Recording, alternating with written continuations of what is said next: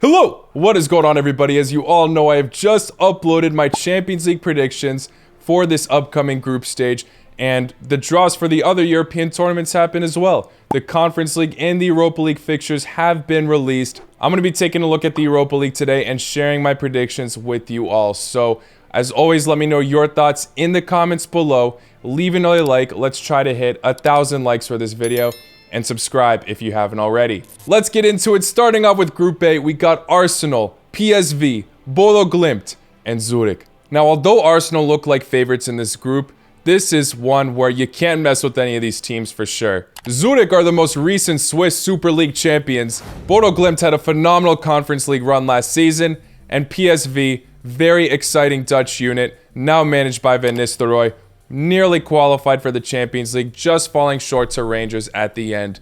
What a match regardless. Their qualifiers leading up to this point were absolutely thrilling. PSV did slip last time in the Europa League, just falling short to third, where they got demoted to the Conference League. But this year, they definitely mean more business. So Arsenal got to watch out for all of these clubs. However, Arsenal have been in terrific form at the time I'm recording this. Gabriel Jesus has been a terrific signing for the club, looking like prime Brazilian Ronaldo out there. The likes of Saliba have been fantastic in the defense. Arteta means business this season. I think the Gunners will get first, regardless of how tough this group actually is. I think they can handle it. Now, on paper, PSV look like the favorites to get second, but we cannot underestimate Bodo. Don't forget about last year where they beat Roma in the group stages 6-1. It could happen to Arsenal for all we know. This Norwegian side did lose a lot of players, though, in the transfer window, so maybe they will look a tad bit weaker compared to last year. They still got a great squad to back them up, though. Pellegrino is an absolute mystery bag in these matches. He just randomly impresses with his flair and technique. But with PSV's brilliance, although the transfer window is not over yet, we could see some players departing, loads of rumors about that. But I still think they have a lot of young quality there that can impress at this tournament. I think they're up for a redemption arc in the Europa League. They'll make it to the next round and get second place. Bodo will definitely stir things up in this group, but it won't be enough. They'll fall short to third and go back to the Conference League, where they already have a lot of familiarity in that tournament, like I mentioned. Zurich as well. I don't want to underestimate this Swiss side, but yeah, I'm saying they get fourth. All the other teams in this group have really been impressing me, so I don't see them really topping them. Maybe they can put off good fights, but yeah, bottom of the group for me. I really won't be surprised if Bodo do end up clinching second, but I think PSV have the quality, the management now. They're going to produce some very exciting results in this Europa League. I'm expecting a lot of high-scoring matchups with this club. Now for Group B, we've got Dynamo Kiev, Rennes, Fenerbahce, and Larnaca. A group where anything's definitely possible. Larnaca are the biggest underdogs in this group, obviously, but the Cyprus club can impress. They actually were very impressive in the qualifiers leading up to this tournament. Dynamo Kiev are obviously relying on a lot of their domestic players at the moment, but a lot of them can definitely impress. Their goalkeeper is the international choice for Ukraine. Tsigankov is great on the wing, but Kiev did just get smashed by Benfica 5-0 on aggregate on the final Champions League qualifier run. So it does make me a bit doubtful on how they can perform. Don't get me wrong, Benfica are a fantastic side, but this is going to be a very difficult task for them. Rennes got knocked out in the round of 16s last season in the Conference League, but in the group stage, they topped the likes of Tottenham. They had a pretty interesting transfer window where they picked up Arthur Thiete, the Belgian center back who can be the future for the national team. And Fenerbahce actually have a very exciting international squad. They just picked up King from Watford, Brazilian João Pedro. They already got Ener Valencia up top. And so far, they've been very solid in the Turkish league. This group is definitely a mixed bag, so I'm a bit torn on who to put at first place. But I think I'm going to give it to Rennes. Based on how they did in the Conference League last year, I think they can have a similar strong start, although they did get rid of some of their players. I do believe the likes of Meyer can perform once he gets fit again. I'll say they top the group. Fenerbahce gets second, and Dynamo Kiev falls short to third. Larnaca, fourth place. I won't be surprised if I'm really wrong on this because, like I said, mixed bag of a group, but I do see Dynamo Kiev struggling a tad bit, just like Shakhtar in these European competitions. Now for Group C, we've got Roma, Ludogorets, Real Betis, and Helsinki. This is a fantastic group. It's going to be very thrilling. However, I think it's one of the more predictable ones, I gotta say. I'm putting Roma at first place. They were fantastic in the Conference League, as we all know, despite that slip to Bodo, obviously, in the group stages. To be fair, Jose Mourinho did play a lot of the reserve players. This Roma side is very convincing. Jose Mourinho is a fantastic manager, and the trust the club has with him is just honestly unmatched. I think that they can at least top the group. I don't know how far they'll go in the Europa League. They're going to have a bit more competition compared to the Conference League, but I still think that this group is doable for them. Tammy Abraham has already been killing it, and I'm very curious to see how Dybala forms at his new club. Real Betis actually just had a very solid 2022 campaign. They won the Copa del Rey last year. They had a decent run in the Europa League, getting knocked out in the round of 16s to the champions Frankfurt. This is a really solid squad that Roma definitely shouldn't underestimate, and who knows, maybe they can top them, but I think it's safe to say that they will qualify for the next round, get second place. Although I'd love to see Helsinki and Ludogorets prove me wrong, I do think that they'll finish at the bottom. But which one will qualify for the Conference League? I'm going to give it to Ludogorets. The Bulgarian club will make it to the demoted tournament, but I still think that's a solid result for them considering this tough group, and I'll put Helsinki at 4th. Ludogorets can definitely shift this group around, though. They've had some very thrilling fights recently, amazing scorelines, but it's not going to be enough against these top teams. I think they'll just edge it against Helsinki, but Helsinki also, please, prove me wrong. Group D now. We got Braga, Malmo, Union Berlin, and St. Gilloise. This Belgian club had a phenomenal season last year where they were able to win the league over the likes of Club Brugge. Will they be able to keep that same kind of form, though, in this actually pretty tough group? Malmo always seem to just get unlucky in, for example, Champions League draws, so now they'll want to prove themselves in the Europa League. Braga had a fantastic run last year in this competition, just getting knocked out to Rangers, Europa League finalists. I see this Portuguese side having a very similar type of run compared to last year, and this is a doable group for them, so I'm going to say they're able to get first. Union Berlin actually had a pretty solid season last time around in the Bundesliga, but not in the Conference League where they just fell short to 3rd place. In a pretty tough group, yes, but they still could have done it. I am expecting more from Union Berlin this season, though. They definitely have the quality on paper, but I'm a tad bit doubtful for them just because of last year's Conference League campaign. Slavia Praha and Feyenoord, though, are fantastic sides. I do think that group was actually pretty tough. This one might be more doable, but you can't rule out Malmo or St. Gilloise. So I'm going to say that Union Berlin are able to get second. I think they can do it. Not in an easy way, though. I think the point gap will actually be very close on that. I'm going to say Gilloise are somehow able to clinch 3rd. Don't mean to disrespect Malmo, but I think Gilloise did improve their attacking force this transfer window. They signed the likes of Victor Boniface from Bodo Glimt, Nilsson, and Ayenesa.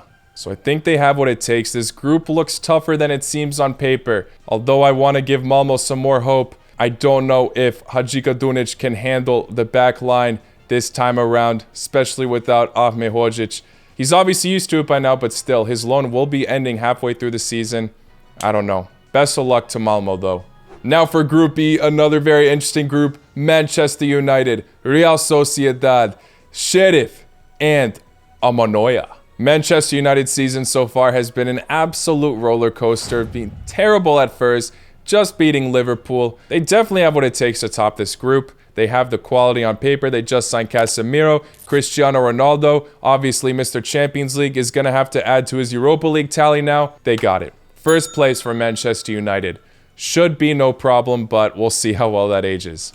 Real Sociedad have literally just lost one of their key attackers, Alexander Isak. He has just signed to Newcastle. That is a huge loss for the club, and it could very much impact them at this tournament. Although they did just pick up some wingers like Kubo and Mendes, I don't know if they'll be able to rely on the likes of the newly signed Cho in that center forward role. In the past, this would have looked like an easy group for Real Sociedad to at least get second place, but we all know you cannot sleep on Sheriff anymore. This side has beaten the champions of the Champions League last year in the group stage. They are an absolutely electric side. If you watch any of their matches, they got the pace, they have the ability. Very, very scary Moldovan league club. Despite failing to qualify for the Champions League for a second consecutive time, they still were very impressive in those qualifiers. Honestly, looked more dominant than Pleasant at times when they got knocked out. So I'm going to say that they get second. Go for a little upset here. Real Sociedad get third. Go to the Conference League. And Almanoya get fourth. I could be very wrong on that. Isak obviously doesn't make up the entirety of Real Sociedad. They're still a fantastic club. But I don't want to rule out Sheriff this time around. Maybe they'll only have a strong start and then bottle it, but I have faith in them to make it to the knockouts. Now for Group F, we've got Lazio, Feyenoord, Midtjylland, and SK Sturm Graz. Feyenoord obviously had a fantastic year in the Conference League, making it all the way to the final. But their squad seems to be going through a total rebuild. A lot of those players have now left the club. Sinistera, Sensi, Malatya, these were all crucial players for that finalist spot. Although they still picked up a decent amount of transfers this season, we'll still have to wait and see if the squad can live up to the hype compared to before. Lazio last season had a somewhat underwhelming season, I guess for their standards. They finished 6th in Serie A despite having some quality players with the likes of Ciro Immobile, and if Milinkovic-Savic stays for the club, I think Lazio can easily get first. Despite a lot of Feyenoord's players leaving, like I mentioned, I still think they definitely have a solid foundation, so I'm going to say they're still able to get second. Midtjylland and SK Sturm Graz are both sides you cannot mess with though. Despite SK Sturm Graz getting 4th last time in the Europa League, they still put off some very decent fights. But I'm still going to go for this same exact order where Midtjylland get 3rd, SK Sturm Graz get 4th. Now for Group G, we got Olympiacos, Qarabağ, Freiburg, and Nantes. All of these teams have a very solid chance. This one, anything's possible. I could totally butcher this one. Probably the group I'm least certain about for a potential outcome, but I'll give it my go anyway. Olympiacos, I really rate this team, but they have been a bit disappointing at times. In the Champions League qualifiers, they lost to Maccabi Haifa 4-0 in the second leg. Then in the Europa League qualifiers against Slovan Bratislava and Apollon, they were able to just make it through on penalties both times. They really squeezed through to this Europa League spot. So in the past, they would have been my potential favorites for first, but I don't know anymore. They're really looking like they're cutting it close too many times. And these are all very solid teams that they're going to have to face. Freiburg actually got a very decent pickup recently. Ginter from Borussia Mönchengladbach, very solid German center back, has just joined the club. Nantes finished 9th in Ligue 1 last season. They're honestly not the most threatening French squad out of the bunch. And Qarabağ had some impressive qualifier matchups where they were able to beat the likes of Ferencváros and Zurich. So you gotta give props to this side. Ooh, I'm torn about this one, but I am afraid Olympiacos might not be at their best at the beginning of this season. So I'm not gonna give them first. I'm gonna give it to Freiburg. Freiburg get first place. I definitely think the likes of Woo Young-jung can help his team out massively. Very solid second striker for the club. Salai, the Hungarian beast, is also a criminally underrated player. The Italian Grifo. Yeah, I think they can do it. For second, I'm gonna go with Qarabağ, the Azerbaijani side. With the results they've been pulling recently, I think they can squeeze over the likes of Olympiacos and Nantes. I'll say Olympiacos just managed to get that Conference League spot. And I'll say Nantes disappoint and get 4th place, although they can easily prove me wrong as they're a decent French side. And the last group we're looking at, Group H, Crvena Zvezda, Monaco, Ferencváros, and Trabzonspor. Very even group, and although Crvena Zvezda were able to get first in their pot, I do feel a bit bad for them. This is a tough group. Although Monaco got rid of Chouameni, they actually had a very decent transfer window where they picked up the Swiss striker Embolo and Minamino from Liverpool. With Ben Yedder up top as well, I think this side can confidently get first place. It won't be easy. These are all teams they cannot underestimate, but I think they have what it takes. The other three, it's definitely all up in the air. You know I'm going to be cheering on Crvena Zvezda, but it ain't going to be easy against the likes of Ferencváros and Trabzonspor. Trabzonspor have one of the better front threes in this group. with the likes of Cornelius, Visca, and Trezeguet. Ferencvaros's current manager, Cherchesov, the previous Russia national team manager, could very much be determined to do bits in this Europa League. The most successful Hungarian club could mean business, but you shouldn't underestimate Crvena Zvezda either. They had a fantastic road to these qualifiers where, unfortunately, they lost to Maccabi Haifa at the end, but with an aggregate scoreline of 4-5, just conceding a 90th minute own goal, you gotta feel for the club. I think they're gonna mean business themselves in this group. I'm saying that Crvena Zvezda can clinch second. Although Trabzonspor have actually had a fantastic transfer window. Not to mention that front three I already mentioned, but they also just picked up the Macedonian Bardi, one of the best players from that country. The Spaniard Marc Bartra, you could argue that as of now he is a La Liga reject, but he can be proving himself this season. However, I do think Trabzonspor will just slip. Crvena Zvezda will be able to top them somehow, despite that front three being solid. Edin Visca is currently injured, so I do see them struggling to score goals at times. I'll say they slip to third and get that Conference League spot. And Ferencvaros, fantastic club, but somebody's got to be fourth, and I'm choosing them. As of now, this competition looks a bit more unpredictable than the Champions League, so I can't wait for all of it to unfold. Guys, let me know your thoughts as always in the comments below. Thank you all for making it to the end of this video. If you enjoyed, please hit that like button. Subscribe if you're new, and I will be seeing you all very, very soon. Take care. Laco Noite.